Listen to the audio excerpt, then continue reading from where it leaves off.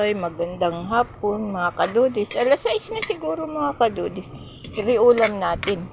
Ginisang talong. Naani ko po yan doon sa tanim ko. Kaya at may uwi si Taytay hipon na konti sinahog ko. Ginisa ko para magkalasam. Para masarap mga kadudis. Man natin.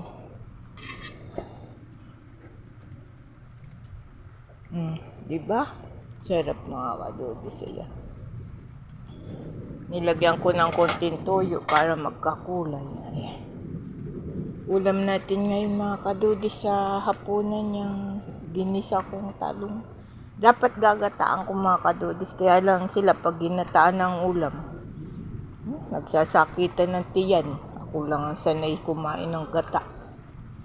Yung bigay sa akin ni Iggy na pichay, bukas ko lulutuin sa may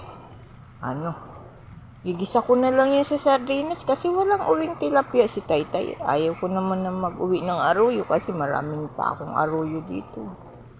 Ayun, sarap yun mga kadudis, ulam natin. Maraming salamat mga kadudis sa suporta ninyo sa mga vlog ko. Salamat po. Huwag po kayo sanang magsasawang manood.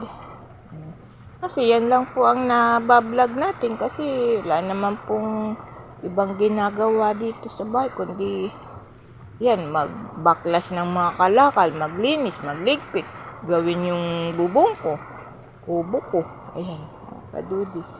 Yan, ganyan lang talaga ang vlog natin. Pag nakagawa si Tatay dito sa malapit, sasama ako para makapag-vlog ako. Maraming salamat mga kadudis. I-follow nyo pa po ako mga kadudis. Maki-subscribe pa po ako. Salamat po sa mga followers ko, sa mga nagko-comment, like. Salamat po.